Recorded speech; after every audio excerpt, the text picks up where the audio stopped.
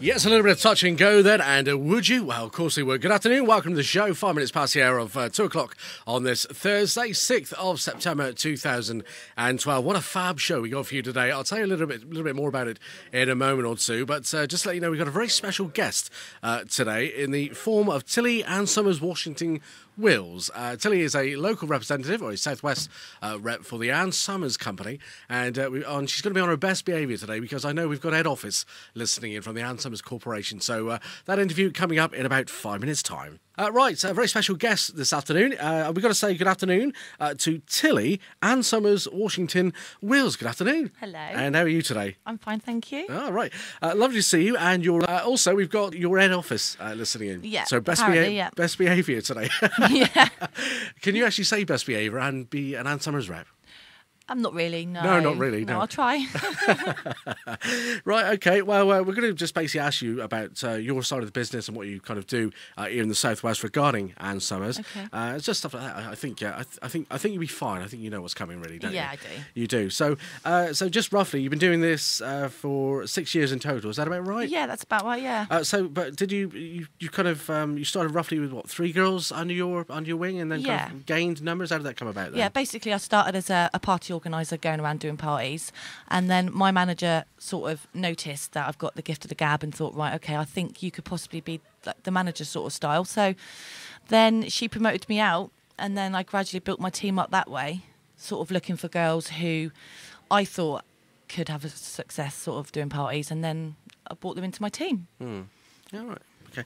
So am I right in thinking that you're the main Southwest booker? No, there's 3 teams in Cornwall. Right, okay. 3 manager teams. And then we all have our own sort of girls in between those teams.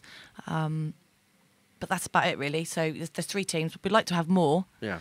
And we'd like to have more recruits. Right. So basically, I imagine having 20 plus girls working underneath you, is that a bit of a training session? You have to get the girls in and kind of go through the ropes with them and say, this is what you need to promote, girls. This is what you've got to do on your parties and so on. It is pretty tricky. Yeah.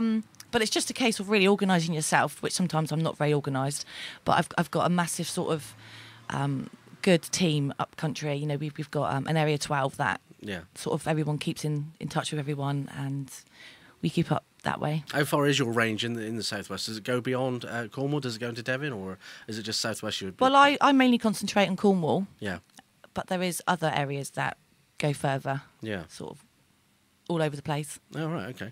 The thing is, you said on your page and also in your emails that you said this job is ideal if you have a small family, perhaps, because the hours are very sociable. Very sociable, yeah. I've got 4 children. Yeah. I'm a single parent, and I manage to work sort of once, twice a week and sort of manage my team as well. And you basically work around the hours that suit you. So I work off a diary process. So if I've got certain appointments or certain hospital appointments with the children or school plays as such, I tend to put across in the diary and not work that night.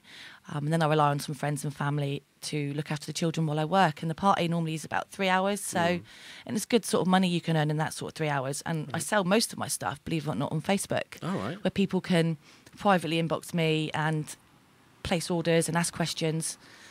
I noticed you had an online party. Was it last night, wasn't it? It was night before last. The night before, right. Could you tell us a little bit about how that works for you? Because, this isn't the normal practice, is it? This is something that you've kind of initiated yourself. Yeah, well, I've been doing parties for a very long time, and I serve a lot of people on Facebook who I've never actually met. I just sort of take their order, take their payment through PayPal or credit card or whatever, and then send them the product. So I come up with the idea of why not just do an online party, invited practically all of my Facebook friends, and then they shared it with their friends, and it got quite big. And in the end, we had 92 people on this one page, and I would then give some nice games out, and then people would then see the pictures I was posting up on there, and then they would place orders, and it went really, really well. Yeah. So what you would do on that, and we should say your own initiative on this as well, which is fantastic, is basically you flash up a photo of the product, don't you? Yeah. And then basically give a description, and then they kind of inbox you and go from there, really. Yeah, they do. Yeah. So it's fair to say, based on that kind of amount of money that you made just on Facebook, not everyone is too sure about having a private party. Then, are they? Perhaps they like to do it in private. They like to do it via the internet. Do you think a lot of people are still a bit shy about this? I think it's getting better than what it was. When I started 6 years ago, I think even my parents were like, "Oh no, Tilly, you can't." Yeah. But then as soon as I started going with it, and I think people are starting to realise it's not such a taboo subject. You can talk about it, and everyone needs that sort of spice in their life. Yeah. And it makes you feel better. Made me feel better. Yeah, definitely. Yeah. It's also nice. We're just having a look at the winter catalogue, autumn winter catalogue here, which you brought one for me. I appreciate that very much. The Annsummers, it's I don't want to say the wrong thing, but it's gone. It's very commercial now. It's kind of safe for almost anyone to pick up nowadays, Definitely, isn't it? yeah. So that kind of removes the taboo issue a little bit, doesn't it? So you could kind of pick that up at the age of 16 if you were a girl and not feel too embarrassed about it. Yeah. And the nice thing is they've got such a fantastic clothing range in there now. 4 sizes from 6 upwards to 24 now. Yeah. Which is fantastic. And I know this is one of your sole purposes is to promote the larger lady, isn't it? Yeah, definitely. Which is more which we should be doing anyway, really, shouldn't we? Yeah. As a part of a company, it's fantastic for you. Do you find that perhaps the larger ladies are a little bit shy about approaching that kind of sexy underwear and not sure if they should or not? Do you have to kind of push them a little bit and tell them that it is okay? Yeah. Scenario that I was in probably about a year ago, not long after I had my son.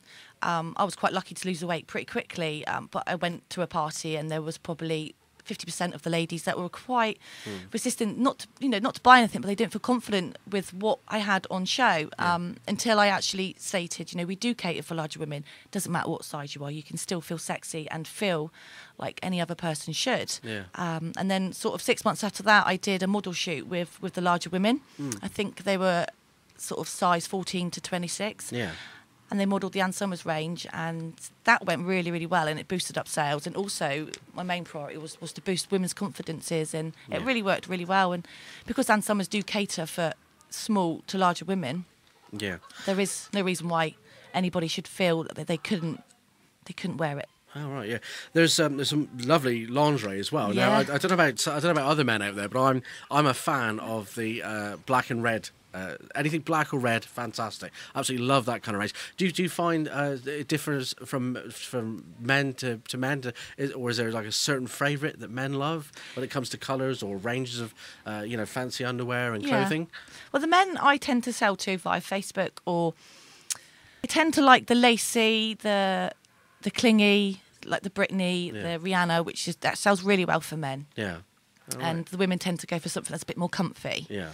As men tend to go for something that is directly for the bedroom, as women tend to buy something that they can wear every day.